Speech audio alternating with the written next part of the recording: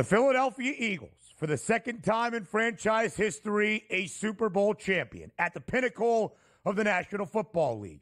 And Donnie, it has well been reported that Jalen Hurts' phone background since coming up ever so shy of Kansas City 2 seasons ago in Phoenix, Arizona, had himself watching the red and yellow confetti fall out there in the desert. Jalen Hurts waiting for his moment to be back in this spot despite outperforming Patrick Mahomes, perhaps, in the first time these two sides met. Jalen Hurts, a man that shows little emotion, always very even-keeled, which is what you want out of your signal caller if you are hoping to win a Super Bowl championship. Jalen Hurts, who famously has said, DRS, you either win or you learn. Well, he learned last night, and he looked one step ahead of KC's defense for all 60 minutes inside the Caesars Superdome. I say 60 minutes. He didn't even play the final 5. Kenny Pickett got some run. The game was so out of hand. Look at those numbers. For a second consecutive Super Bowl matchup, Jalen Hurts was the better quarterback out there last night, even in front of Patrick Mahomes. 17 of 22 through the air. 222 passing yards over his number of 211 and a hook. And for the second consecutive Super Bowl as well, Hurts, Philadelphia's leading rusher. 11 carries for 72 yards on the ground. One of the main stories, Donnie, how healthy, how effective would that left knee be for Jalen Hurts last night? The answer was very. 3 total touchdowns, and as Hurts leads Philadelphia to a Super Bowl 59 championship, he goes home with some MVP hardware as well. Like Michael Jackson said, boy, that is a smooth criminal out here. You might see him in front of that microphone look like he's disinterested, but boy, his words are poignant, and what he says, he meant it here. And how about that? Having your phone, which again, not a lot of fanfare. Somebody actually got a picture of him trying to unlock his phone with the picture of him sitting on the sidelines there, walking off, I should say, the Super Bowl with all the confetti coming down in a losing fashion. What a way to motivate yourself, and understand this as well. Like, if you look at Jalen Hurts, he's still a young quarterback in the league and now has a Super Bowl and an MVP. But all throughout the season, whether it's national headlines, local beat writers, people just saying, he's not a good quarterback. He's just a game manager. He can't get the job done. Now outplaying, I should say, Patrick Mahomes in the only 2 Super Bowls that he's been in versus Patrick Mahomes is a sensational way to go out here. And his job isn't done. He's going to probably be a high-level quarterback for a decade. But understand, in any business that you're in, like, let's just say you're a superstar on a great sitcom show, but you're one of the people on the show that doesn't get any credit because they say the other cast members are so much better than you and you're riding their coattails. Taking that to heart and coming up with performances like this, because even once you got to the playoffs, yeah, they beat the Green Bay Packers, a good football team, wasn't celebrating. Yeah. Yes, they beat the Los Angeles Rams. Job not done. We got a playoff victory. So what? Winning the NFC Championship game by 30 points at home, it's not a big deal. The next one is the one we want. And even being in New Orleans, where you saw all of those press conferences come out, just being calm, cool, collected, and saying, hey, how's it feel to be in the Super Bowl? It's only going to feel good if we win this thing. And damn it, did he win that thing, Ben.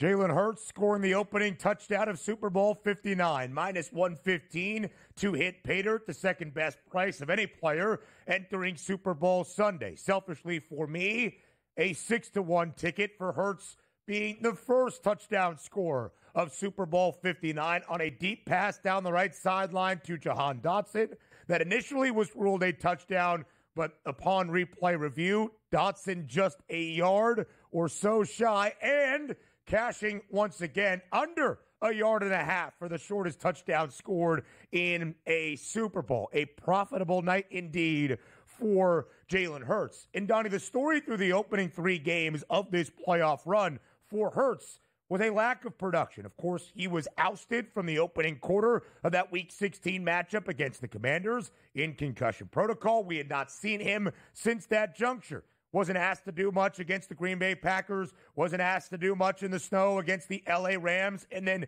injured that left knee in the second half. How healthy would he be in the NFC Championship game? Not overly mobile, despite 3 rushing scores, but 246 yards through the air, and did everything once again for the Eagles last night. And Donnie, one of my favorite things that you do, which I think is great for people who maybe don't stay up and watch all the games or are looking to recap early on the following morning, is looking at the box score and saying, if I were to tell you this, what would you think the result of the game would have been? We do that for Saquon Barkley. 25 carries, only 57 yards on the ground, the second fewest for Barkley in an Eagles uniform in his debut year in Philadelphia. 2.3 yards per carry. Did have 6 grabs for 40 receiving yards against Kansas City last night. But it wasn't the Saquon Barkley game that we all anticipated, DRS, and yet the Eagles were still pulling off perhaps the most dominant performance we have seen in a Super Bowl in nearly a decade. It's crazy because also when you look at the running back position, remove again Jalen Hurts in the defense. Saquon Barkley, 26 for 57. Oh, maybe Gainwell had a pretty good amount of runs. 6 carries for 10 yards. Look at the wideouts. Like Devonta caught that 46-yard touchdown. Oh, he must have had 146 yards in that game since they scored 40 points. They finished with 69. A.J. Brown, 43. Dotson, 42. Barkley, 40. Goddard, 27. A balanced attack, but this box score doesn't line up with how dominant the Eagles were. Why? Because they kept having short fields. An interception for a touchdown, an interception inside the red zone. Both produced touchdowns there, but phenomenal plays by Jalen Hurts, which is the focal point. Once again, last Super Bowl, Ben, 70 yards on the ground. This Super Bowl record, 72 yards on the ground and a touchdown that you saw in that tush push. Every play Jalen Hurts needed to make, he made those plays. And even though throwing that one interception, which was terrible, never got flustered, never said, oh, no, here we go again. I'm turning the football over in the Super Bowl. Played lights out the rest of the way, which is exactly what you wanted the Eagles to do. When the play was there to be made, Jalen Hurts made that play. And Donnie, that was the story of the game as well. Very early on in the second quarter, the Birds up by a touchdown. Jalen Hurts commits the first turnover of a Super Bowl. And you're thinking, all right, this is where Kansas City strikes. 3 and out, punted the football right back to the Eagles and had very little life from there on out. We'll talk about the defensive performance for the ages by the NFL's best defense all year long, perhaps under the best defensive mind the sport has seen in the last 2 decades in Vic Fangio, and put into context where this Eagles team ranks in NFL history. Next, a defensive performance for the ages last night by the NFL's best defensive unit all season long in the National Football League on the most monumental of stages in the most significant of matchups in a Super Bowl by the Eagles. Absolutely getting the better of Andy Reid, Patrick Mahomes, and that Chiefs offense. And not just bowing up, Donnie, when it mattered most, but having an answer to any potential question the Chiefs might ask, and making Kansas City look like they were absolutely out at sea and lost the entirety of the football game. 3 total turnovers forced by Philadelphia, resulting directly in 17 points, including a pick 6 interception return touchdown by the rookie, celebrating his 22nd birthday, Cooper DeJean. And Zach Bond, who was largely a castaway and a specials teamer to open up his NFL career in New Orleans. His first year as a starter full-time in the NFL, he's an all-pro performer and has an interception late in the opening half against the Chiefs that resulted in a touchdown to A.J. Brown just a few seconds later. And at that point, Donnie, good night, New Orleans. The Eagles led 24-0 at the break, a single point shy of matching the largest halftime lead in Super Bowl history. 40-6 this game was, Ben, with a couple minutes left in the game. Let's understand how we got to that point, too, because if you're looking at the way things need to happen, you don't want to give the other team life. Hey, they got great starting field position at the 40-yard line or the 50-yard line. Every time the Eagles made a mistake, which was rare, Jalen Hurts interception, where did that ball end up? At the 2-yard line. You know what the defense did? 3 and out the Kansas City Chiefs. Right before the half, oh no, I really wanted the Eagles to get that 3rd and 3. They punt the ball inside the 10-yard line. What happens next, Ben? Interception. So you're putting the Chiefs in high leverage situations where they must produce just to get out of their own end zone. And then what were they going to do? Drive 80 plus, 90 plus yards just to get a field goal? They weren't able to do that. So the Eagles defense was dialing up the exact play calls that you needed. And also understand this.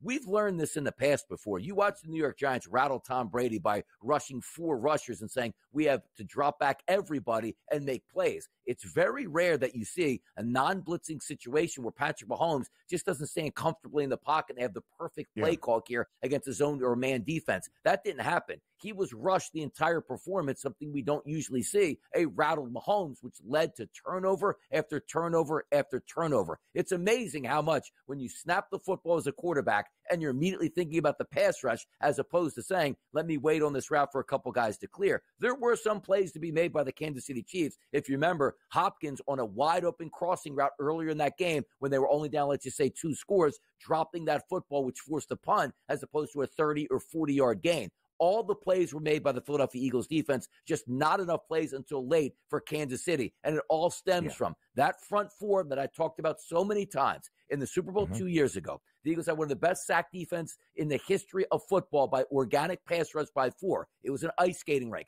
Mahomes did whatever he wanted because he wasn't touched here. Fast forward to this year. On turf, you let a nasty defensive line go up against an average offensive line, and you saw the results. That was supposed to happen 2 years ago. The Eagles made it right in Super Bowl 59. The second most sacks ever in NFL history during the 2022 NFL season, only behind a fellow Super Bowl champion and the Monsters of the Midway and the 1985 Chicago Bears. Last night, they made it right in a big way. Monumental night for Josh Sweat, the kind of day you dream of a pass rusher in the NFL. 2.5 sacks, 2 tackles for loss on the most significant of stages all season long. 6 sacks, 16 pressures, a 52% pressure rate with only a 4-man rush.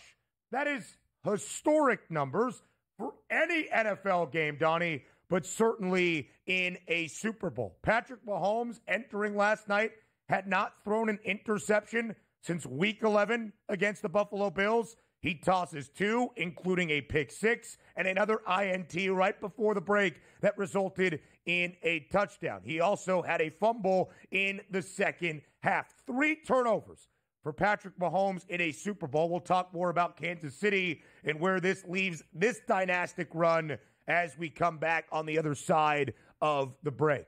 But I do want to put into context this year's Eagles team, and we'll do that with Donnie Rightside on the other side of the break. He'll have that second Lombardi trophy in the background in just a few days. What this means for Philadelphia, what this means for the Eagles as a franchise, what it says about this year's crew. And don't forget, started just 2-2. Plenty more on the early line. Up next. In the 5th ever Super Bowl appearance for the Philadelphia Eagles as a franchise, the second Lombardi trophy making its way back to the city of brotherly love. Grease up those light poles. You know it's going to be a party in Philadelphia.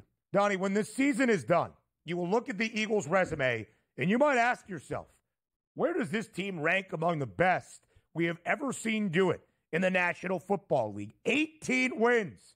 18 after a 2-2 start in a bye week. And even emerging out of the bye week in week number 6 as more than a touchdown favorite at home against the Cleveland Browns, Philadelphia struggled. There was conversation. Is Nick Sirianni really the right guy in Philly? Does he have the temperament? Is he astute enough to be the successful head coach to elevate his team to a Super Bowl win? The Eagles win 16 of their last 17 games, and they won 15 in a row that Jalen Hurts started and finished.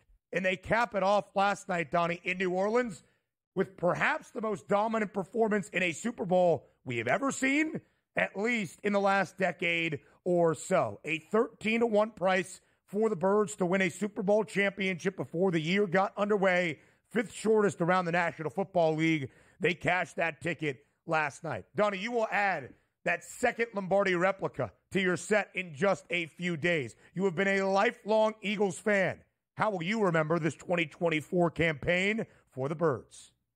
As Kelsey said, nobody likes us and we don't care at this point. And you want to talk about that kinship now between the coach and also the quarterback? Similarities here. And for a while, Ben, they didn't actually get along. There were rumbles in the streets the past 2 years. These guys don't even like to be in meetings together. How can they bridge that gap? But you know what they had under the same umbrella was, you know what?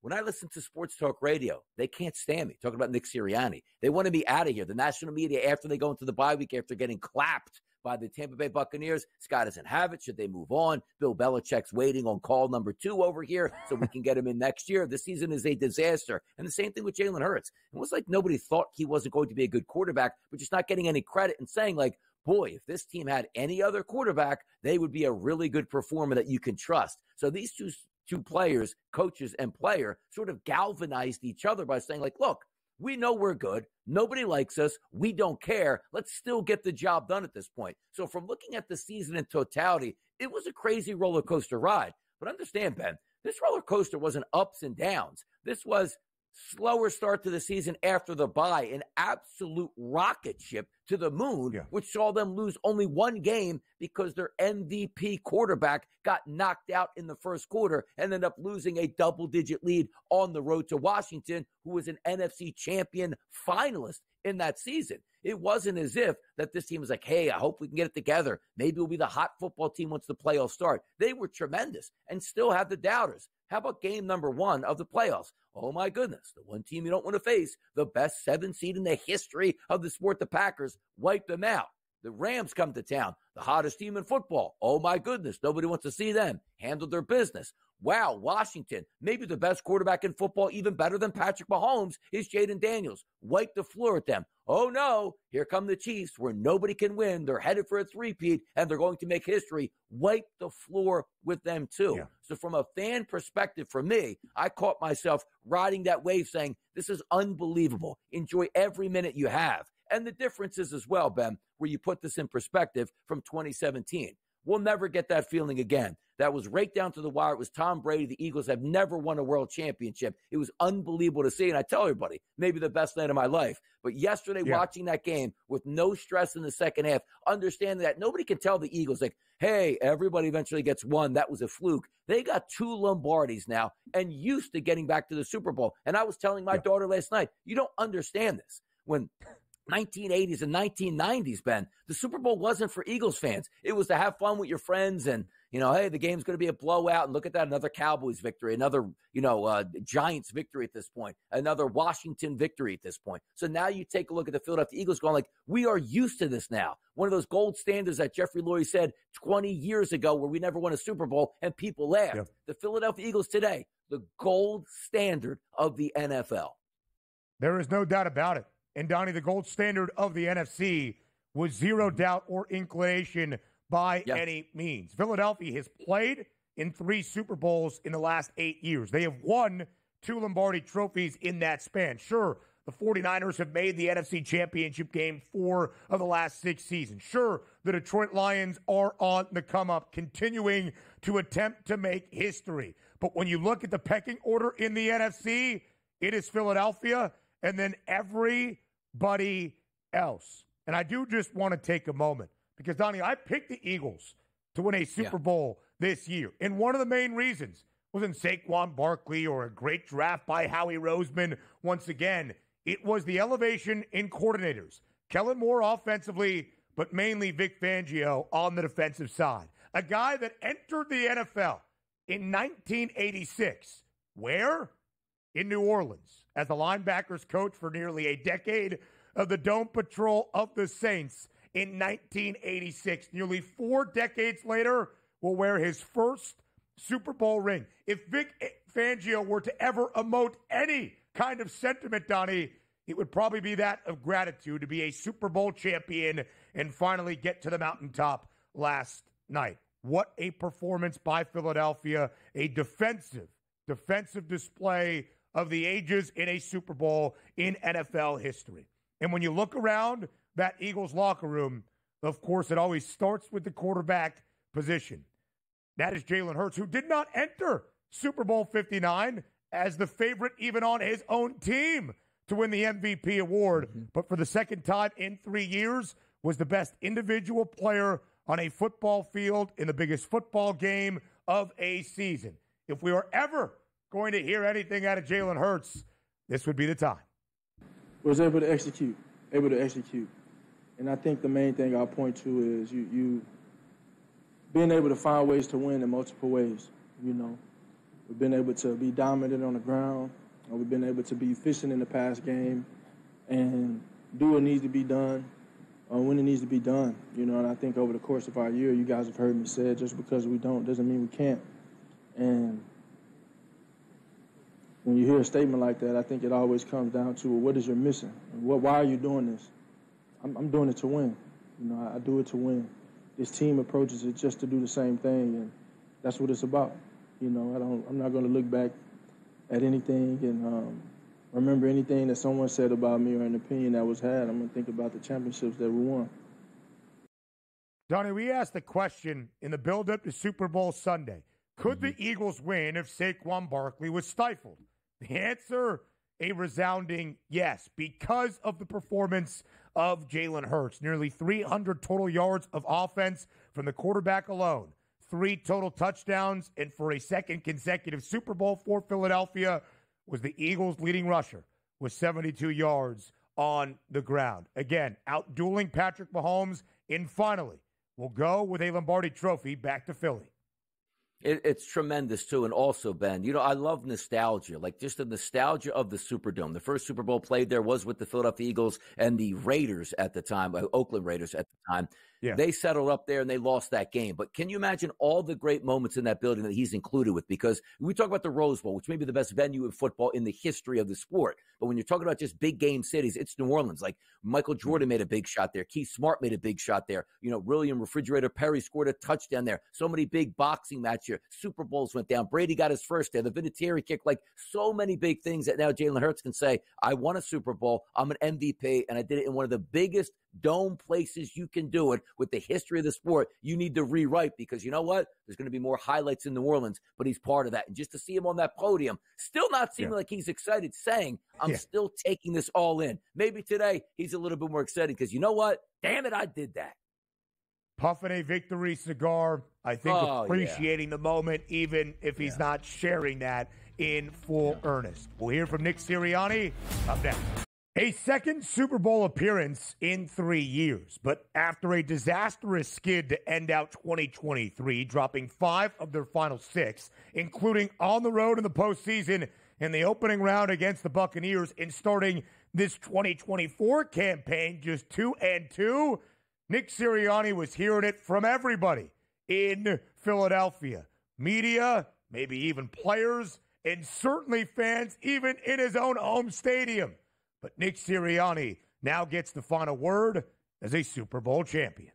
Yeah, he just keeps getting better. He knows how to win. He does a great job of being able to block out all the outside noise. I think it's, I find it funny when it's like, well, Jalen is good because he's got a good team around him. Like, that's football. Like, again, you cannot be great without the greatness of others. Like, Jalen can't do it by himself. He needs AJ. He needs that offensive line. He needs Saquon, and vice versa. The reason Saquon has a special year, not only the offensive line, but the attention that Jalen commands for the run game. He's special. Jalen's special.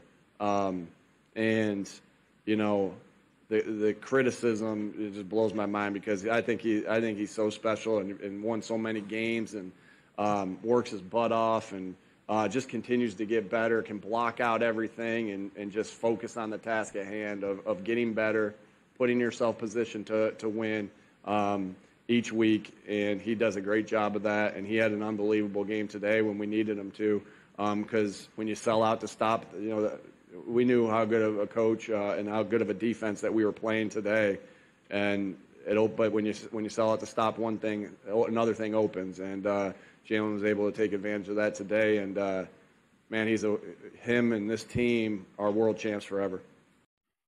And the Chiefs did contain Saquon Barkley. 25 carries, only 57 yards on the ground, just 2.3 yards per pop. But for a second consecutive Super Bowl for the Eagles, their quarterback is the leading rusher, and this time with a Lombardi trophy. Donnie, you heard Nick Sirianni address the criticism and the questions, perhaps, that Jalen Hurts had at the upper echelon of being a quarterback that could guide his team to a Super Bowl championship. I think some of those criticisms were also pointed at Nick Sirianni. Could he be the managerial and CEO head coach to lead his team to a championship? The answer to both of those questions, again, a resounding yes last night. Absolutely. But by the way, let's take you back to Monday night down in New Orleans at the Superdome where the media scrum was out here. Saquon Barkley had out of 30 rows of people in front of him. So when you made your way around the field, you say, okay, there's Jalen Hurts over here. There's Devontae Smith. There's A.J. Brown. The opposite of you had Nick Sirianni. So, wow, look at this, man.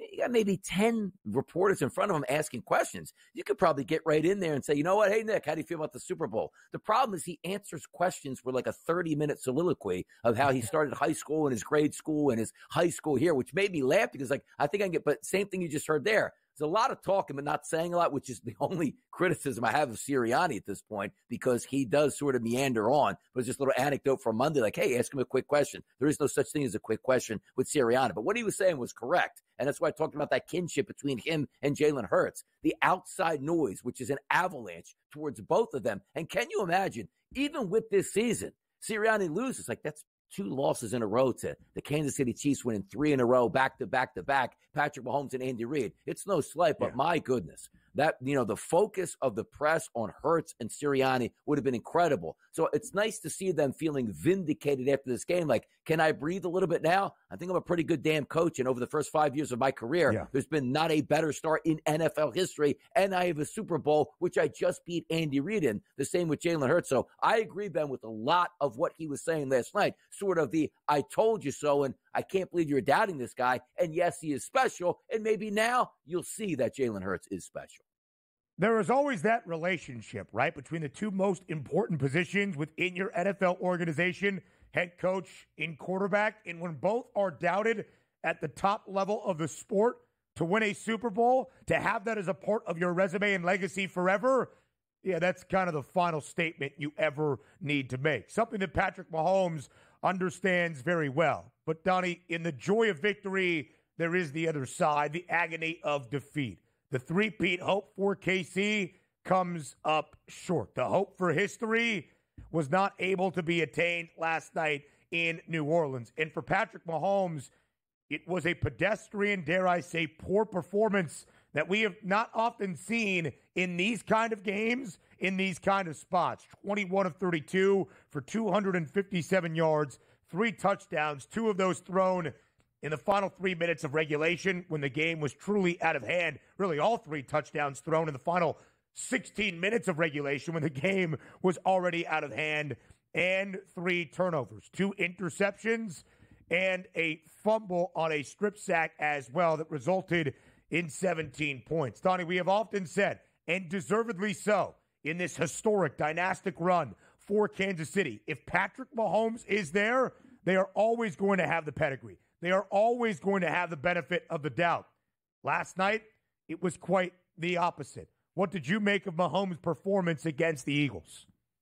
It was incredible in the opposite direction that you would feel for Patrick Mahomes because you saw some of the highlight plays. Their first touchdown of the game, Mahomes rolls out. There was a laser beam on a comeback route there to Xavier Worthy. That was great. How about late in the game? Even though it was backups, you know what? Let me sit in the pocket and throw an absolute dart down the field for a 50-plus yard touchdown pass. Those were great. How about the back shoulder fade to DeAndre Hopkins? But the problem is you made too many mistakes early on. And Patrick Mahomes said it best also after the game when he was talking about, you know what?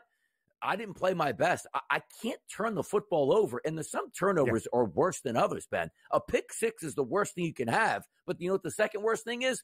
Throw a pick inside your own red zone that deliberately goes right for a touchdown 1 or 2 plays later. You can't do that against good football teams, and he understood that and told that tale at the podium. But also, this wasn't like Will Levis throwing this like, yeah, he's going to do that. This was Patrick Mahomes on the biggest stage where he usually dominates, looking like he was a rookie out there making rookie mistakes. That's unheard of. They'll regroup. That's a great football team. It's still Andy Reid. He said he's coming back next year. And as long as you have Patrick Mahomes, you're always going to have a chance. But that shows you how dominant that defense was to make maybe the most talented quarterback in the history of the NFL look pedestrian. We'll talk about the legacy of this team, and we'll hear from both Andy Reid and Patrick Mahomes up next. Live right here on the early line, we continue our reactions in this opening hour to everything we saw in Super Bowl 59. The praise for Philadelphia and the agony of a defeat for Kansas City. The hope for a three-peat to become the first Super Bowl champion ever to win 3 consecutive Lombardi trophies comes up well short last night in New Orleans. We talked about Patrick Mahomes. Of course, there is also his top target in their illustrious postseason career together in Travis Kelce. Donnie, when the game script was so out of hand, of course, you're not going to put up the stats that everybody anticipated.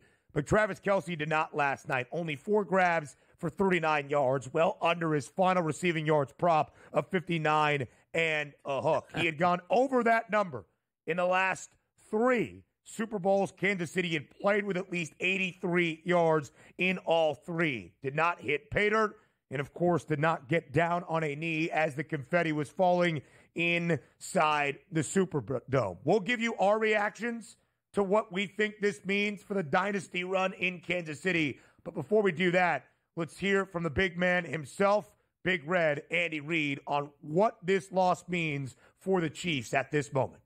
Listen, man, a compliment to our fans and all the support that they've given us. Today was a rough day. We didn't really play well in any of the phases. Didn't coach good enough. They did a nice job. I'm proud of our guys, though, for the battle, the fight that they put in throughout the year and all the games that they've played here over the last few years. So my hat goes off to the guys for that. And we'll learn from this. Like most games here, when you don't do very well, you learn from it as a coach, you learn from it as a player, and you move on. Donnie, I take Andy Reid at his word. Yes, it is the end to this historic run of the dynasty component for Kansas City. The three-peat goes out of the window, although they did make history as the first ever back-to-back Super Bowl champion to even appear in a 3rd consecutive Super Bowl. Patrick Mahomes is only 29, and yes, there are going to be changes, but Andy Reid is going to be back as well. This era has come to an end, perhaps in Kansas City, but the Chiefs are going to have a lot to say about who wins the AFC in Super Bowls for many more years to come. Absolutely they will. Look at their season. The record, Ben, says 15-2. That's not really the case. Last game of the season, they benched all their starters and took a loss. So this is a team that lost 1 football game up to the Super Bowl. And yes, there were bad breaks and bounces that went against them, but that's what they do. You provide your own luck when you're a quality football team, just like the Kansas City Chiefs. And Andy understands this. You can't win every big game. It's not a best of 7. You either bring your A game, and if you don't bring it, you're subject to get beat, and that's what happened in the Super Bowl. Did we anticipate it being down 40-6 late in that football game? I don't think anybody had that on their bingo card, but understand what he's saying. This is a week-to-week league here. If you don't bring your A game, sometimes you get beat. But also, the future is bright, as you said. You still have the most talented quarterback in the NFL probably for another decade. And Andy Reid isn't getting younger. But you know what keeps you young? Having a really good football team and an organization that has 100% support. The one thing that Andy knows next year, he doesn't have to go to Brett Veach's GM and say, please get me a pass catcher. Please get me another defensive end. Yeah. They will make that happen before him because when you're in that window of greatness, you tend to push those chips in. And understand this. I can't believe Kansas City won the Super Bowl last year, let alone even making it back to the Super Bowl this year. They're not the most talented team. They have the best coach and quarterback. Yes, they do, but they made their own luck and breaks by winning all of those close games. Eventually, that's going to run out. So no shame in their game for Kansas City. And next year, Ben, when we start talking about the season and what that's going to entail, is anybody going to be like, the one team I'm not taking is the Kansas City Chiefs to get back to the Super Bowl? No, they're going to be right up there again. Yes, they certainly are, because 7 seasons with Patrick Mahomes as the starting quarterback of the Chiefs, they have at least played in the AFC Championship game in all 7, appearing in a Super Bowl 5 times, already with 3 Lombardi trophies. But now let's hear from Patrick Mahomes on where he feels last night went wrong. You know, I didn't have to say much. I thought other leaders, Chris Jones especially, spoke, and like we talked about, I mean, it hurts. I mean, it's going to hurt for a while, but how can you respond from it? We have a great football team. We still have a young football team, and a lot of these guys will be their first time having a defeat in a season. And how can you get better? How can you not be satisfied with just getting here and taking your game to the next level? And that starts with me and the other leaders on this team, but it'll feed throughout the entire team, and hopefully we can come back next season and put up a better effort. And we expect Kansas City to do just that. It's the end of Hour 1, but we continue the Super Bowl reactions in Hour 2 next. We welcome you to hour number 2, live right here on the early line on SportsGrid. It is a Monday morning following Super Bowl Sunday. The Philadelphia Eagles, a Super Bowl champion for the second time in 8 years, the second time in franchise history. A second Lombardi Trophy replica will be placed on Donnie Rightside set in just a few days. We continue our reactions into this second. What was that? Take a couple more days. It takes a while, BWS. Yeah, it takes probably like a month and a half, maybe. So I get the Eagles have their celebration, which is going to have the parade on Friday. The Lombardi will be there, so I have to have sort of one that's going to be in like a couple months. Like you got to cook a nice meal up for lunch because since we don't eat dinners around this part, and we'll put the Lombardi there. We'll sort of have a party around it. So that's what we're getting ready for in a couple months. Yeah. Your own personal parade. Maybe it will be a nice day in April or May, and you can go out on the back porch and smoke a stogie like they were doing in the Eagles, in the Eagles locker room last night as well. Donnie, before we continue to move forward, let's look back on the end of this dynastic run for Kansas City. The dynasty very well could continue, but this era, especially in the hunt for history, to be the first three-peat champion in the Super Bowl era ever in the National Football League, trying to become the first team ever to win 3 consecutive Lombardi trophies. We put a pin in it now because this run has come to a close. You mentioned it. When Patrick Mahomes was out there in 16 regular season games, Kansas City won 15 of them. You will see the overall record be 17-3, but really with Mahomes as the starter and ending the game, they won 17 of 19. 12 of those 17 by a single score. And, Donnie, there was an idea that certainly at that point, the karmic luck of coming out on that side, often feeling like they were pulling off magical moments to escape with a victory, would catch up to them. It did last night in New Orleans, not snapping a 17-game win streak in single-possession games, but getting absolutely blown out by the Birds. So this era is done, but it seems as though KC will be back. In the overall legacy for Andy Reid in Kansas City, and certainly for Patrick Mahomes, as Tom Brady was up in the booth calling a game that maybe could have changed the entirety of the GOAT debate, how will this loss and the loss in Super Bowl 55 factor into how we view Patrick Mahomes as the greatest to ever do it? It's a great question you bring up, too, because it's hard to get to the Super Bowl, and it's even harder to win it. We understand that.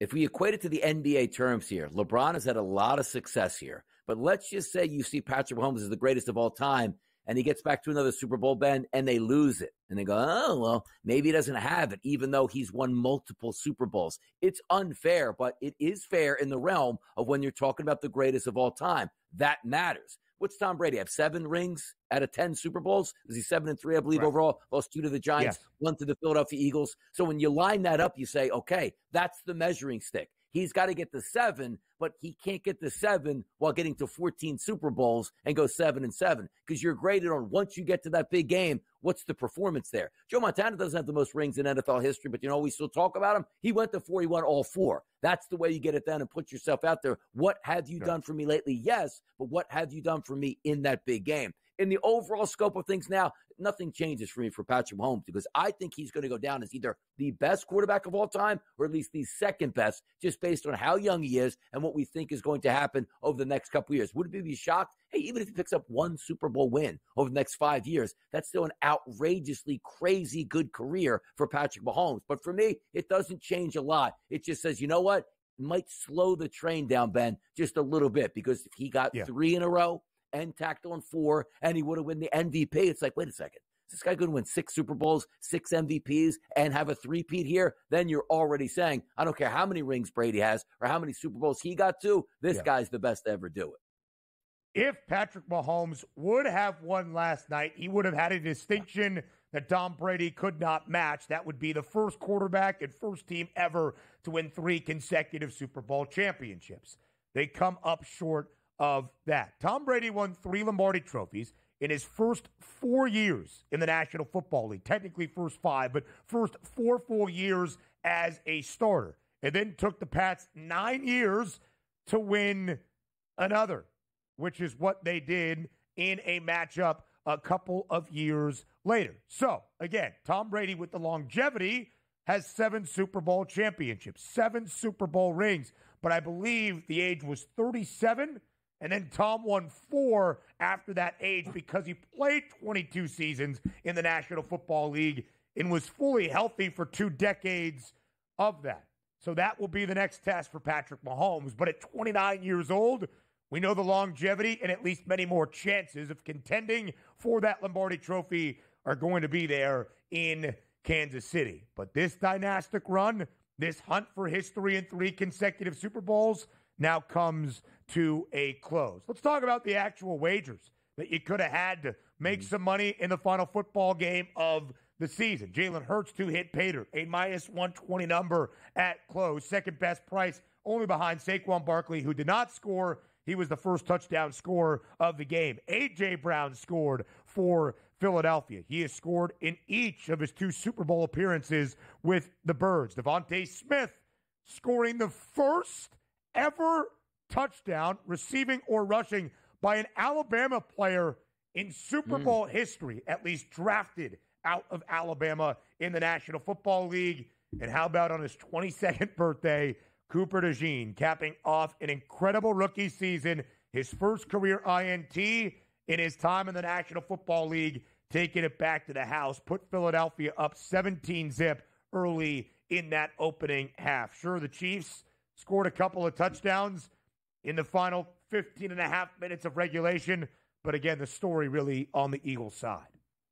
Yes, and by the way, Cooper DeJean, I believe, was somewhere around 250-1 to be the MVP of the Super Bowl. After that pick 6 here, you realize it might be a blowout, and you don't need to get big quarterback play or big running back play. He was certainly in the mix, but you are looking at my 2 favorite guys to score a touchdown initially. One of those was A.J. Brown. I bet that yesterday, one of my favorite bets, plus 180. I did like Jalen Hurts to score a touchdown, minus 115 as it was for the most part of last week. Didn't end up betting that, but also thought on the other side, Kareem Hunt, who didn't score, would have been a factor in that game, but that game was so out of whack, there was no way they were running the football late in that game on the goal line. So you do see some of the usual suspects that if you're just betting a game, but the big one missing there, right? Saquon Barkley overall. 109.5 as his prop here, doesn't go near that. Most people probably had him in some sort of touchdown parlay to find the end zone. I thought he would have done that as well. But for me, looking at A.J. Brown as my favorite at plus 180, that was the one I was really happy with cashing in, and away we go. But the other price points there, Xavier Worthy, probably expectations there. Yes, DeAndre Hopkins woke up finally and scored a touchdown. But in a runaway game, the running backs really weren't too involved in the overall scoring there.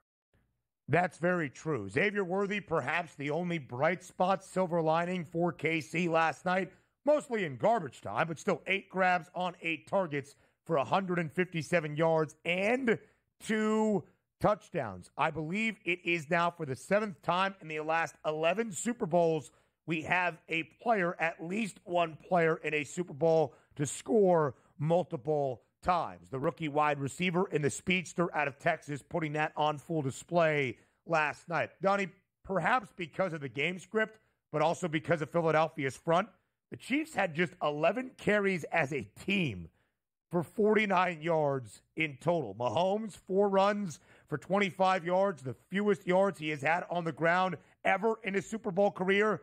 3 carries for 9 yards for Kareem Hunt, 3 carries for 7 yards for Isaiah Pacheco. Part of that is because Kansas City was basically trailing all game long and for a majority of the game by multiple scores, but that was just kind of crazy to see, and we thought it would be a big component of the game. Could Kansas City have success on the ground to keep pace with Philadelphia?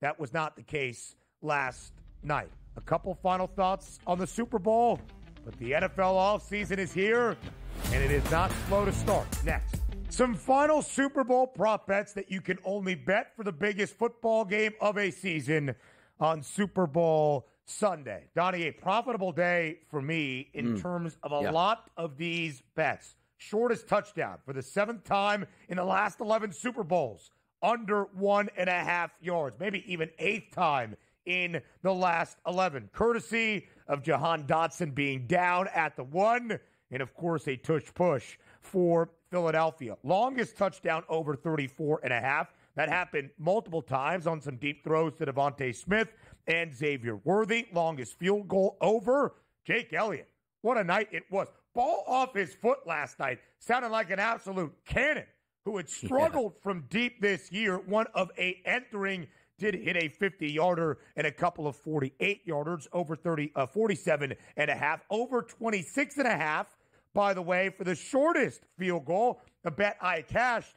And thank God we had a couple of false starts or disconcerting signals, illegal snaps, whatever the declaration was for Philadelphia, because Jake Elliott drilled a 24-yarder, but a false start moved it back to the 29 or a 29-yard field goal attempt and converted. We saw multiple 2-point attempts. We saw multiple 2-point conversions. Tails never fails.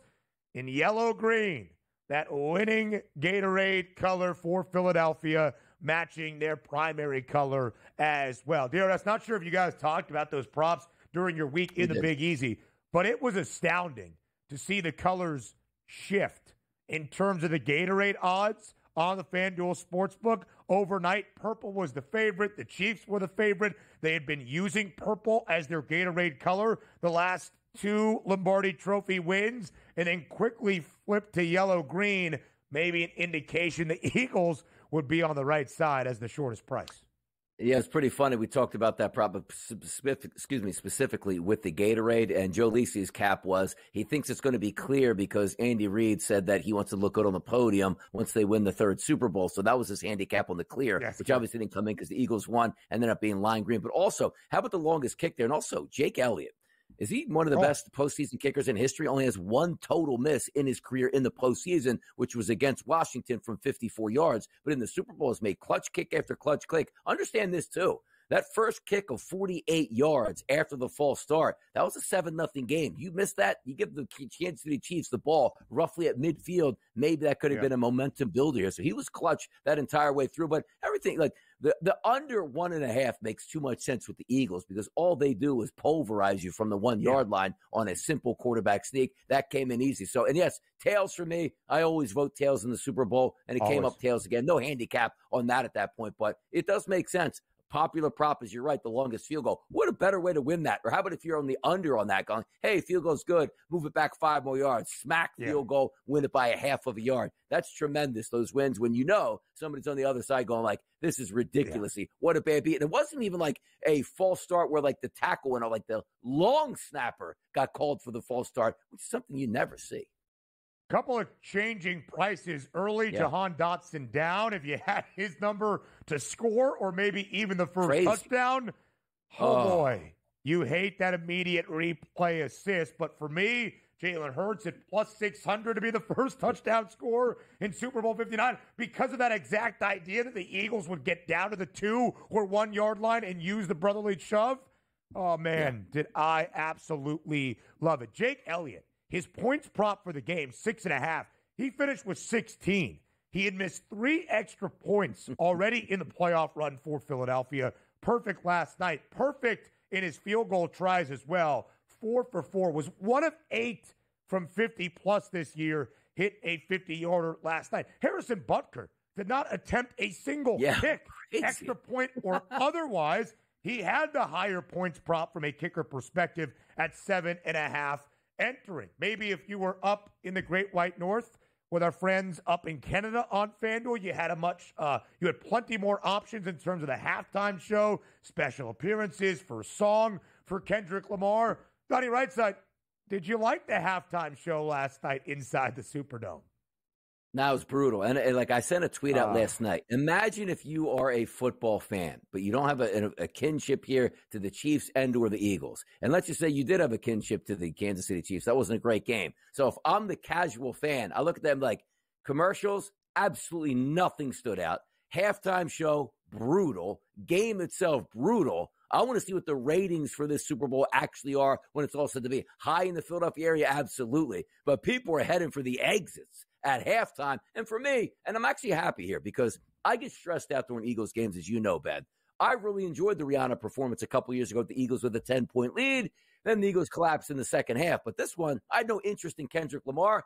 Took the pup up and down the street here for a quick walk, and the neighborhood was on fire at the half. So apparently they had the same ideas as me. Why watch this halftime show? We could party in the streets and yell and scream as much as we want. Then you go back in for the second half. So Kendrick Lamar, for me, actually a good performance because I didn't want to watch it, didn't miss anything, walked the dogs, and the Eagles won. So maybe it was a good halftime show.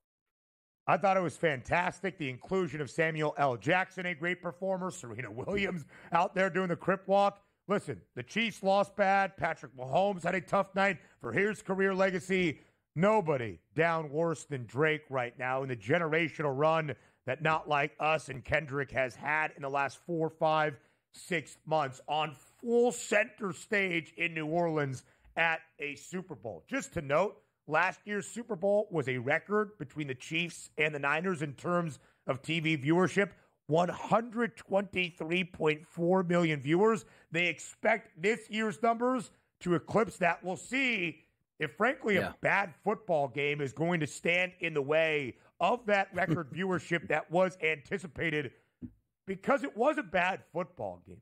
Even if the Chiefs came up short, Donnie, I still expected this game to be tight, as the odds makers did as well. 18 cents of difference on the money line, a total at 48.5. It was anything but. It was a poor football game in our final one of the season. Yes, it was. And by the way, like, my final score prediction was 31-20 Eagles. Oh, what a homer pick. But you have to understand, like, I wasn't going to pick the Eagles in a close game because the Chiefs always win close games. Yeah. So I thought the way the Eagles would win is hopefully they would have a double-digit lead, and they did. So it sort of worked out in my favor just by default on what you thought was going to happen. A lot of plus money available in the alt spreads. If you thought that would be the case, and sure enough, it was. The rest of the National Football League next. Live right here on the early line, the 2024 NFL season now officially in the books. The Philadelphia Eagles, a Super Bowl champion in Super Bowl 59 in the Big Easy. We will continue to celebrate Philadelphia, the pinnacle of the sport achieved by the Eagles. But, Donnie, it's officially the NFL offseason. All right, are we done with football? Absolutely not. The offseason's still king around the National Football League, and plenty of news in the lead up to Super Bowl Sunday and even in the weekend, including yesterday, Donnie, in the end of an error. That's not a typo. The end of an error in New York. Aaron Rodgers' 2-year tenure with the Jets is now officially coming to a close. A new regime led by Aaron Glenn and Darren Moogie. They have decided Aaron Rodgers is not going to return as their quarterback this upcoming season. According to Jay Glazer of Fox Sports DRS, Aaron Rodgers flew back to New Jersey last week to meet with the Jets brass about his future with the team, only to be told by the Jets brass, we're making a move in a different direction at the quarterback position. Can't blame them. Now we wait on Aaron Rodgers to see what his future is going to be in the NFL. 20 NFL seasons, now 41 years old. Will he return to the National Football League? That is the question. By the way, Jets fans, accountability, as I said last week, is back in the building. You have to be excited by this news coming out. Oh, no, understand this, Ben.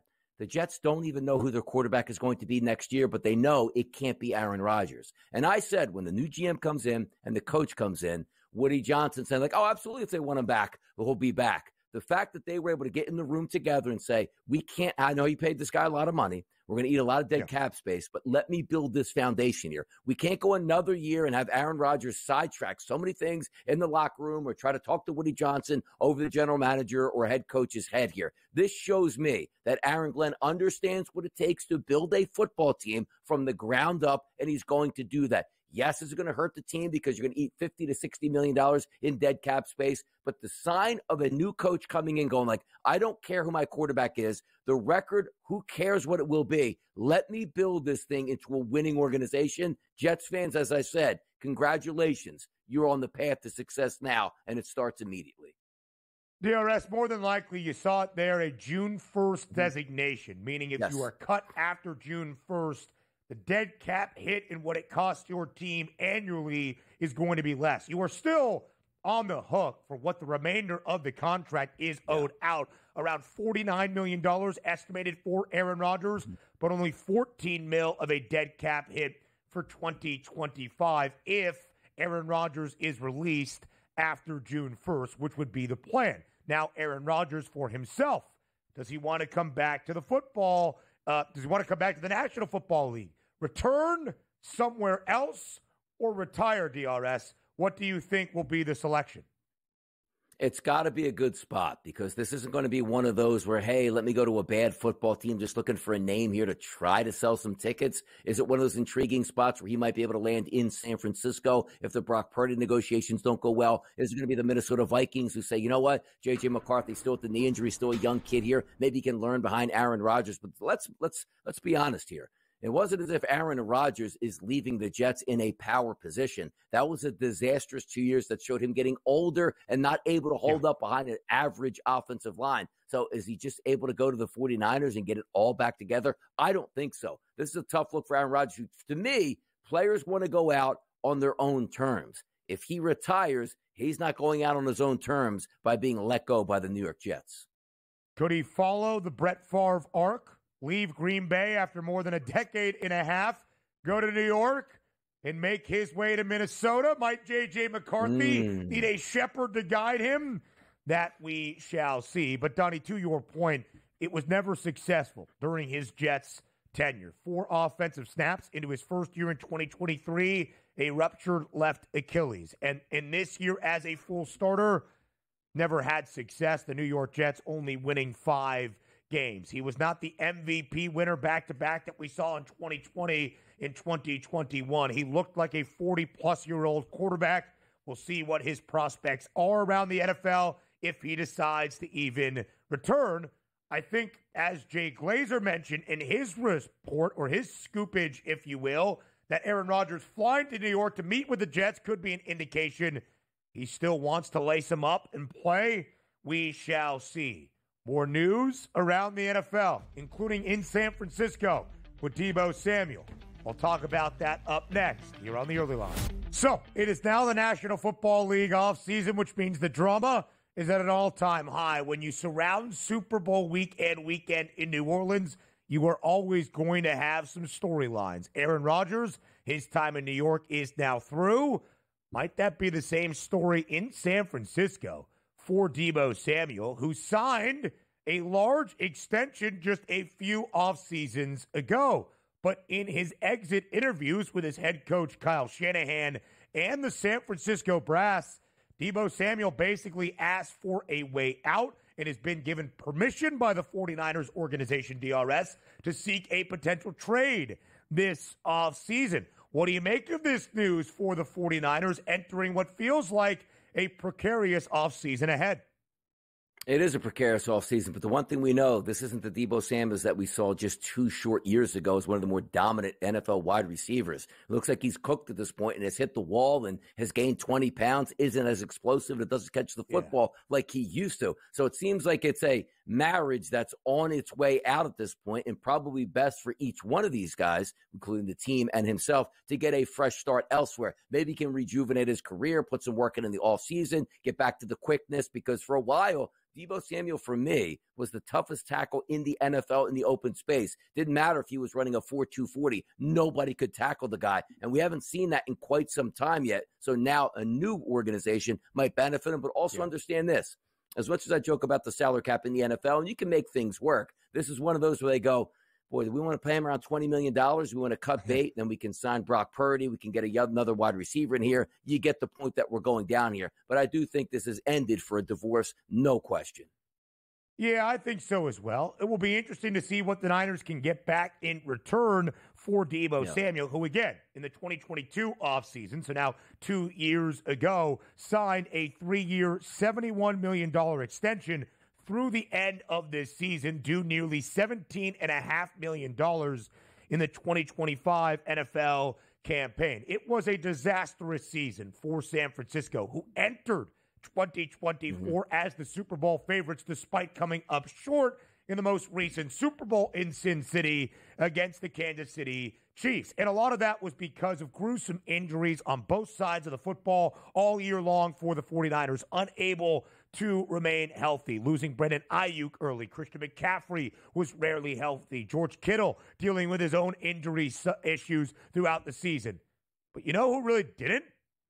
Deebo Samuel. He missed a game or two earlier in the year. But Donnie, when we were wondering what was happening with the 49ers offensively and a guy who could step up to get the Niners back on track, we kept saying, where is the ghost of Deebo Samuel?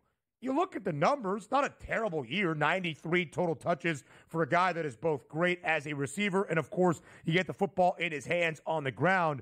Over 806 scrimmage yards, only 4 total touchdowns.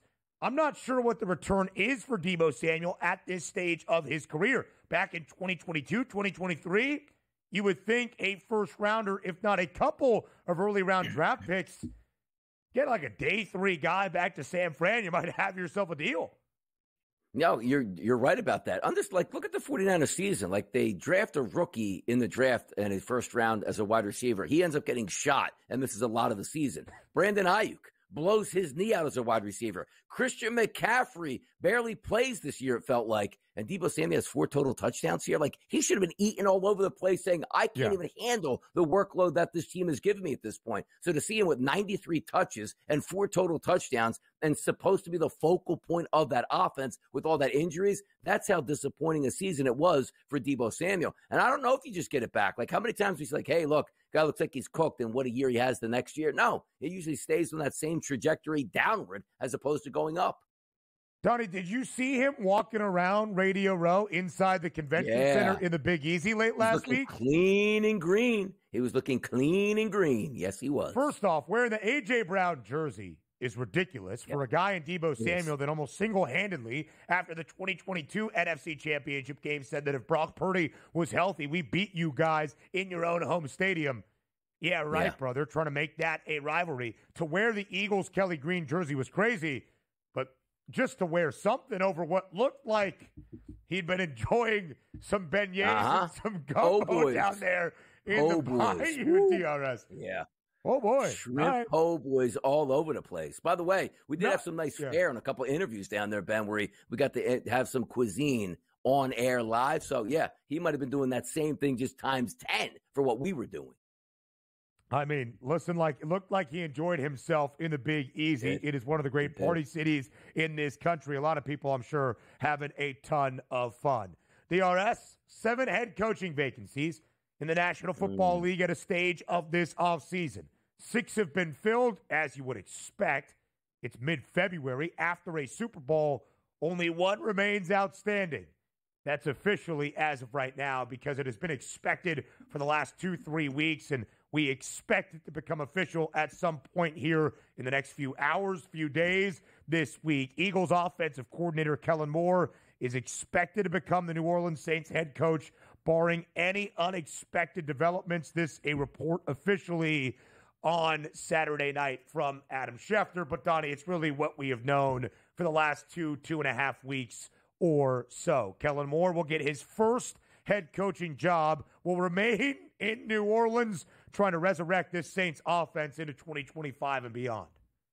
It's not a great job in New Orleans, but understand this. When you could walk into that room and flash that ring and say, you guys want to be great on offense, see what I just did? I can sell that to my organization. And it was the worst kept secret over the past week and a half where everybody was bowing out for the job except for Kellen Moore. And it's a shame because we always talk about the timeline, the way the NFL offseason moves. There should be a moratorium where the end of the season to the Super Bowl, nobody can hire anybody to give everybody a fair chance at that point, because the shame of it is the Philadelphia Eagles, who probably would attract the best and the brightest to say, boy, you want to take over Kellen Moore, you put in 1 good year, you'll probably be a head coach as well. Everybody's already been hired. The Eagles, who went to the Super Bowl 2 years ago, lost their offensive and defensive coordinators. You saw that turned out. They were a mess on offense and defense the following season before righting the ship by getting the great Vic Fangio, and it's certainly a proven product in Kellen Moore. But for Kellen, I can't fault you. When there's 1 of 32 jobs open, you'd never had a head coaching job before, strike while the iron's hot.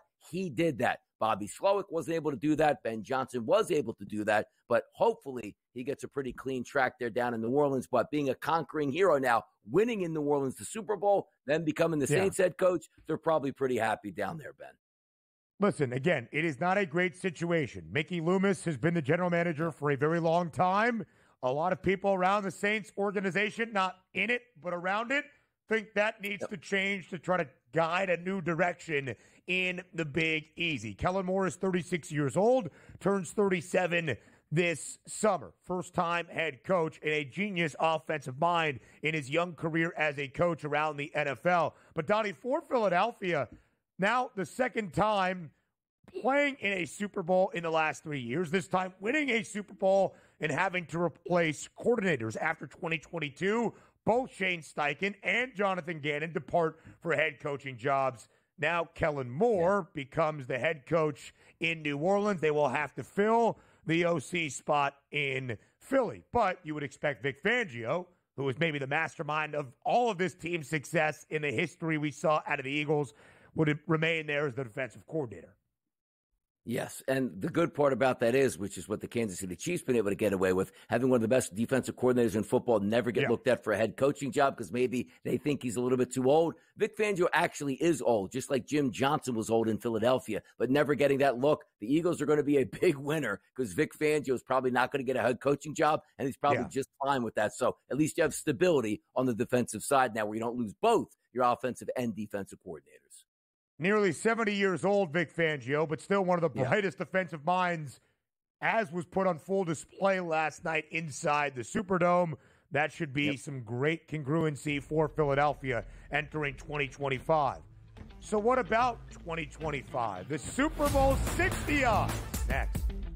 Sure, it's the first full day of the 2025 NFL offseason, but it is never, and I mean never, too early to look at the odds for the future in the available markets that are already out.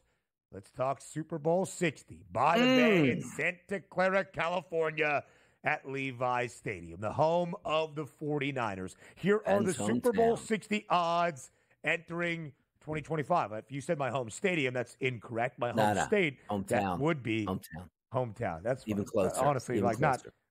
Not too far off. Santa Clara is a beautiful area, so I'm not mad about it whatsoever. The Chiefs, DRS, open as our Super Bowl favorites for the 2025 NFL campaign at plus 650. Ravens, Eagles, Bills. How about a three-way tie for the second best odds to hoist that Lombardi Trophy in Santa Clara, California, 7-1. And the Lions round out the top five at a 9-1 number. Those the five organizations with a three-digit price, sub 10-1 to win next year's Lombardi Trophy.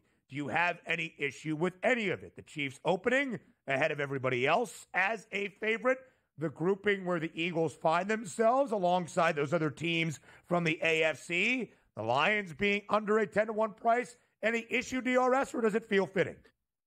No, it feels fitting. And again, they're all close. It's not as if it's like the Chiefs are 2-1, the Eagles are 9-1 at this point. They're within 50 cents of each other. Talking about the Chiefs, Buffalo Bills, Philadelphia Eagles, and the Baltimore Ravens, and the Lions just behind them. The usual suspects, as we like to say. Now, granted, you just saw the Eagles play and win a Super Bowl. It is so hard to get back into the NFL.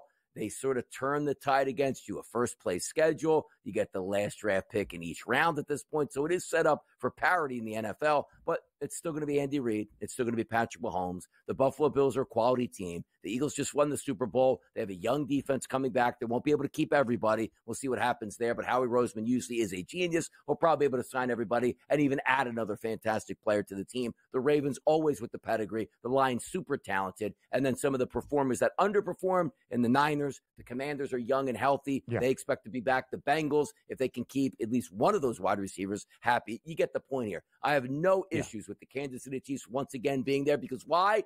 They're always in the mix and in the Super Bowl, so why not make them the favorite again? Again, if you would bet the very opening preseason price or offseason number on the Chiefs to win the AFC Championship or a Super Bowl in the last 7 years that Patrick Mahomes has been the starting quarterback in Kansas City, you would be wildly profitable, even with KC coming up short of a three-peat last night in New Orleans. And Donnie, that is the idea once again. We heard from Andy Reid in the opening hour. We heard from Patrick Mahomes how this group will learn from this moment of an utter defeat in Super Bowl 59. The two losses Kansas City has seen in their Super Bowl attempts have been in blowouts, 31-6 in Super Bowl 55 against Brady and the Bucs, of course, last night by 18, but not even truly that close in the Big Easy. But the odds makers are telling you, Chiefs will be fine. Kansas City will be back. I do believe correctly KC should have the shortest number in the AFC. The Ravens and the Bills only 50 cents back. That is going to be a very tight grouping, Donnie, when the AFC Championship odds come out this week, next week, whenever that might be. But again, I would just say to all of you, the Chiefs will not enter this year as the reigning champs of a Super Bowl. They will enter this year as the reigning AFC champions for a third consecutive season. It is true. They can look pedestrian. They can look poor. They can be knocked off their perch in a big way, as we saw Philadelphia do last night. But until Lamar Jackson and the Ravens change that narrative, and Josh Allen and Buffalo exercise their biggest playoff demon that is Patrick Mahomes and Kansas City, I'm not so sure I'm going to be rushing to the window to bet it, especially if the gap is $0.50 or maybe even less. Exactly. And you know what the Kansas City Chiefs are going to do? Rebuild that offensive line. Rashee Rice will be back next year. Hollywood Brown at full offseason that he's probably healthy to get back in the mix. They're going to be okay. If we look also, let's just say the top 5 teams again, as you pointed out, 10-1 or less here. Do you know what team I'm worried about? And we'll go right over. Kansas City Chiefs. You know who's coming back? Andy Reid and Steve Spagnuolo. Buffalo Bills, probably going to have the same offensive coordinator and also defensive coordinator, which, again, would be Sean McDermott. You take a look at the Philadelphia Eagles. They're going to lose one in Kellen Moore, and that's a big deal. But Fangio coming back, and so is their head coach, Nick Sirianni. The Baltimore Ravens, defensive coordinator, offensive coordinator, head coach coming back. How about the Detroit Lions? Dan Campbell, you love his grit and what he's bringing, that tough foundation, but they're now losing the engine to their offense with Ben Johnson and also the heartbeat of their defense, which was Aaron Glenn. That's going to be a tough one for the Lions. I know they're excited about who they're going to bring in and who they're going to make offensive defensive coordinators, keep everything in-house and see the way it goes. But at the same time, for me, those are tough losses. Ben Johnson was the best offensive coordinator in football for my money. He's gone. Let's see how they respond. But they're still being priced appropriately at 9-1. Out of all of those teams under 10-1, Ben, that's the team I worry about the most. Yeah, and Donnie, you would look at Detroit and think it is a promising number for a team that was so banged up and did lose in the divisional round against the Commanders. But you would think, hey, players are healthy next year. This Lions team was an absolute wagon. They entered the postseason as the favorites to win a Super Bowl and, of course, then the NFC. But a lot of questions because of the change at coordinators on both sides. Can the Lions continue to see that success, hoping to play in their first Super Bowl in franchise history? That number, Donnie, on Detroit, 9-1, and the number right behind them on the 49ers at 17-1, the two I am most intrigued by. I could not wait to see what San Francisco would be booked at for a team that has been the odds makers' favorites for the last half decade, but just came off a disastrous season with an uneasy offseason ahead, with the biggest outstanding paid tab for Brock Purdy on the horizon, which makes the roster they have built around the quarterback that they have had at a discount much harder to maintain season over season. But if the Niners can get back to what we expect, that 17-1 could be a discount. And although I would tell you, I think the Bengals probably have the best price relative to value in the AFC at 24-1, I got to see who's there on week number 1 in 2025 before I bet Cincinnati to win a Super Bowl. MVP odds. That's next. The Super Bowl 60 odds for 2025. How about the individual honor in the 2025 NFL MVP odds? DRS, we were not together, of course, on Friday, the day following the NFL Honors Show on Thursday that crowned Josh Allen the NFL MVP winner in 2024 in a very tightly contested race against Lamar Jackson. Lamar Jackson, who was the reigning NFL MVP winner entering this season, will enter next year as the short favorite, plus 450, just a $0.50 in front of Josh at a 5-1 price. Patrick Mahomes and Joe Burrow third shortest numbers at 7-1, and Jaden Daniels, after winning Offensive Rookie of the Year, an 11-1 price, which was a similar number we saw for C.J. Stroud most of last offseason. Will the sophomore slump or perhaps a small slide occur for Daniels in Washington? That remains to be seen. Donnie, I guess I'll kind of ask for your takeaway, your reaction to Josh Allen being named the NFL MVP this year, in kind of how you look at those two guys being separated by only a $5 atop the 2025 MVP odds. You know what's interesting about this, too, because I sort of use this equation. It's almost a shame that the AP vote bank came out before the actual vote for who was going to win MVP, because it sort of swung the scales. Let's just go back to that day, and let's just say the NFL Players Association and or AP, whoever voted on it, said, you know what, it is Josh Allen. And then Josh Allen got the MVP. I don't think anybody would have cared all that much. Like, oh, that's just the way it is. But I think it skewed the thought process. And for me, both of the guys deserving to be MVPs. Josh Allen, I thought, got a little bit of a snub down the stretch because, number one, he put his big numbers up, let's just say 3/4 of the season. The final couple games of the year, he played in some really bad weather conditions. And also, in the last game of the year, Baltimore did play their starters, picked up a victory. Josh Allen did a quick cameo, so you saw the numbers were skewed in the direction late in the year for Lamar Jackson. But I didn't have a big-time issue. If I'm asking MVP, here's the problem with it. It's like comeback player of the year. A lot of people vote on it different ways than just the best overall player in the NFL. Like an MVP was most valuable player. It doesn't necessarily mean just the best player, because I tried to explain it to people like, well, what's your vision for the MVP? And I say, well, to me, Baltimore with a decent backup quarterback goes to the playoffs. The Buffalo Bills with a decent backup quarterback, they might be drafting in the top 5 this year in the NFL. So it's unfair to Lamar to do that to him because the team he plays with and Josh Allen. But as I said, more people vote MVP differently than just a straight up who's the best player at that position. I didn't have an issue either way. Happy for Josh. He got it done. He's had a great career so far. Hasn't gotten to the Super Bowl, but also for Lamar Jackson, snubbed maybe a little bit, but he's got multiple awards already at that point. I didn't have a big deal looking at that going, oh, what a robbery, Ben. I just didn't have that. It is a narrative award. And Lamar Jackson's stats this year were better than the stats he had when he won the MVP award, based on the narrative the Ravens were the best team in the NFL in 2023. Perhaps the narrative of voter fatigue.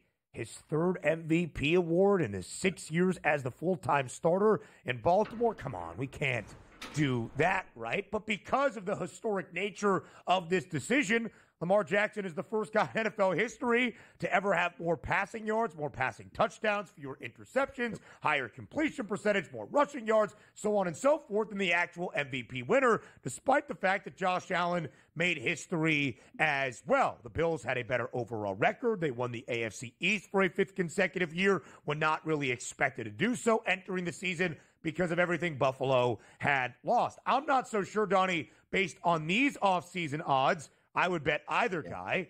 I'm not so sure I bet Patrick Mahomes. Maybe he comes out with some vengeance. He did win the award in 2022, the last time the Chiefs did not win a Super Bowl that ensuing season. Again, I think Joe Burrow can put up those MVP numbers if most everybody is back in Cincinnati, but perhaps that is the largest if around the National Football League all offseason. How about the guy that just won Super Bowl MVP and outdueled Mahomes for a second consecutive Super Bowl in Jalen Hurts? If he can keep those numbers consistent throughout a regular season, I think there is some value on Hurts at a 22-1 number. There is, and also understand it's typically a quarterback award. Now, if we were to vote on the MVP at the end of the season, it probably would have came up Saquon Barkley, even though he had about 50 yards or so in the Super Bowl. The interesting point next year is Saquon's 50-1 to start out to be the MVP. Jahmyr Gibbs is 100-1. Maybe running backs should get more respect next year, and who knows? Jahmyr Gibbs has the wheels to put up big numbers, and if Saquon Barkley, refreshed and ready at only 28 years old, entering into next season, maybe he can get it done. The resurgence of the running back, a big story in 2024. Hour number 3, our third and final. That's next. Welcome to hour number 3, our third and final, to start off this new week on the early line on SportsGrid. It is a Monday. Donnie Rightside is back. I am Ben Stevens. Some more Super Bowl reaction to the end of this year, and of course, the long off season in the NFL that awaits, and all of our discussion points that we will carry on from now in mid-February all the way until early September. Yes, the 2024 NFL season is done. Our final football game of the year comes to a close yesterday evening in New Orleans, but the football talk is far from ever being done here on the grid. But we will catch you up into all the action around the association that you need in this third and final hour. Anthony Davis injured in his opening game in Dallas. Nico Harrison and some instant karma in the state of Texas as we await Luka Doncic's Laker debut on this Monday evening as well. In a great and chaotic college basketball weekend. Ba-da-ba-ba-ba-ba-ba.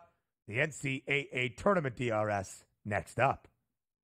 44 days, I believe, was tweeted out yesterday by one John Rothstein that we are waiting. It was actually 45 yesterday, so 44 today, that we will have a bracket. And that's the great part about it, because you're looking also at baseball. I think it's 45 days, by the way, for baseball season as well. We are on the cusp of sort of that convergence that we absolutely love. And in the Northeast here, the days get a little bit longer. The days get a little bit warmer at this point. So just because football is done for the season, we sort of get upset by that. But just basking in the glory of football season for me. Like today, Ben, you know what I'm going to do? I'm going to have the money line. It's going to be like an after party. Me and Kevin celebrate the Eagles' victory. I'm going to get myself some lunch. I'm going to hit some sporting goods stores, buy a hat, buy a hoodie, and sort of say, you know what? The Eagles won it. But you get to relive it all week because the actual parade is not till Friday, which is Valentine's Day. Should be a big time in the city. So we'll bask in this glory of this NFL championship all week long in Philadelphia. 2 Lombardis. Oh, man. Oh, it hits so nice. It sounds so nice. The city of brotherly love on the day of love. Champions. Celebrating the second ever Super Bowl in franchise history. Donnie, I know you probably had robust plans to take the missus out to dinner, candlelit, wine, whatever she desires. And now you don't even have to do that because you can just turn on the TV and watch the Eagles Super Bowl parade. Exactly. I mean, just unbelievable stuff. Relax this weekend. We're supposed to go to Atlantic City Saturday night. Maybe we just say, you know what? Let's skip that thing here. Let's just embrace everything. Yeah, we got dinner plans on Friday night. I'm taking the wife and the daughter out, my 2 Valentines. And then Saturday we had the AC. But you know who? Let me ask you this. Do you know who also is staying in Atlantic City on Saturday night? It's got to be Joe Lisi. It's Joe Lisi. So there you go. The meetup will happen down there. Everybody out there that knows, you're more than welcome to come to Atlantic City. We're going to celebrate Valentine's Day and our love of the Philadelphia Eagles all at the same time. Where are you going? To Ocean? I will be at the Borgata. Joe Lisi will be at the Tropicana. We got to pick a meeting time somewhere. But the one thing's for sure, the fight on who's going to pay for the drinks here. Do you think I could beat Joe Lisi at that? Now, I won't be drinking. I will partake in some other things, but, Joe Lisi picking up the tab, probably that's what he does. Minus 1,000, minus 5,000 at that point. Yeah. It'd be the upset of the century. It'd be Goliath going down to David if you pick up the tab before Joe Lisi. I do just want to say this here. Yeah. I eat. Listen, don't rub Tony the wrong way, brother. Be careful. Listen, I just also want to throw this out there. I was supposed to, my fiance Chloe and myself, supposed to have dinner with Lisi and his significant other. Don't want to spoil too many things for that guy on national television. But we were supposed to have dinner together on Sunday night here in Manhattan. Wow. That would seem like a lot of moving parts. Yeah, but that's for Joe Lisi. Lisi, though. Lisi will text me behind the scenes like, how about dinner in the city Saturday? Does not understand who I am. Number one, I don't eat dinner, and I'm not going to the city. But it seems like like he's just shocked that it can't be happening. So there you go. So we'll report back later this week to see if we are still on for dinner. He's a busy man. On Sunday. It would seem like a lot of moving parts from AC to NYC and to go kiss the hand at a certain joint down there in Soho, DRS. Yeah. But we'll see if that plays out. It will be a week of celebration in Philadelphia. It will be an off-season of celebration in Philly with the second Super Bowl championship ever in Eagles franchise history. But now the conversation, Donnie, because we have seen it often, it seems, here as of late, repeat teams in the biggest game of a year to have the opportunity to go back-to-back as a Super Bowl winner. Will the Eagles repeat as a Super Bowl champ in the 2025 NFL season? That was the question for all of you good folks in Fade the Public.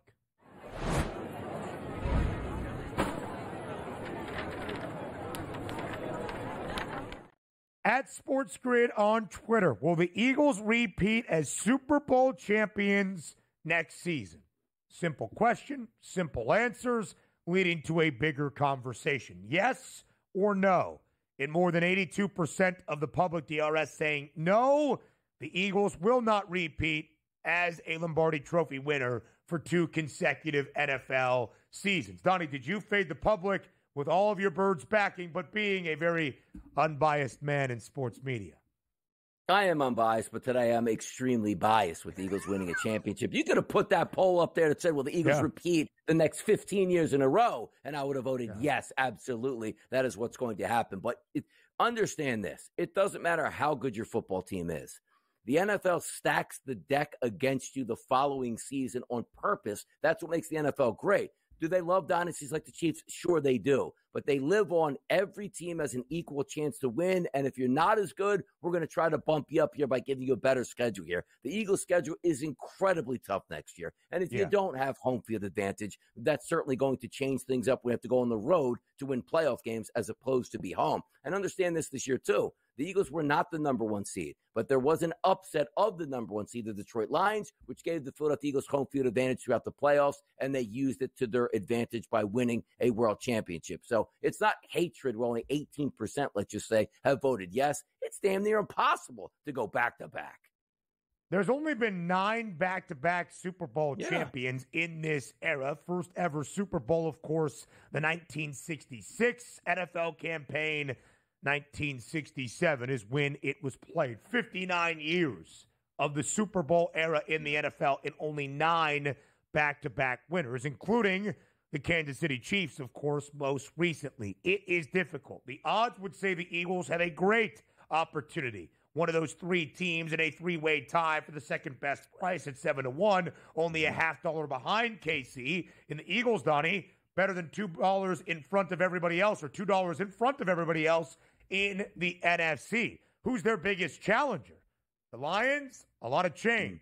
The Niners, uneasy offseason. The Commanders, can they capitalize on the optimism and momentum? Of course, we have that weird thing in the NFC East. We have not seen a back-to-back divisional winner in the NFC East now in 30 years, and the Eagles did win the divisional championship in 2024. That, of course, would be prime playoff position. I voted no. I don't think it's going to happen. I don't think the Eagles have a disastrous Super Bowl hangover and go 6-11. I think Philly's going to be there and have a great shot to even play in the NFC Championship game. And, Donnie, something we said early on in our discussion about the Eagles, they are the pantheon of the NFC. You can try to find those contenders, but when it comes to being the pinnacle of the sport, it's Philadelphia and everybody else. Yeah, it is. And again, you're looking at the NFC, look at the teams above them. They're AFC teams, which seem to be the stronger opponents. So why can't the Eagles repeat? Well, it's probably going to be an AFC team that's going to give them the toughest play if they do make the Super Bowl. But there's a long all season to go. Teams are going to get hungry. And the Philadelphia Eagles, will they be fat and happy next year? It's going to be a dead.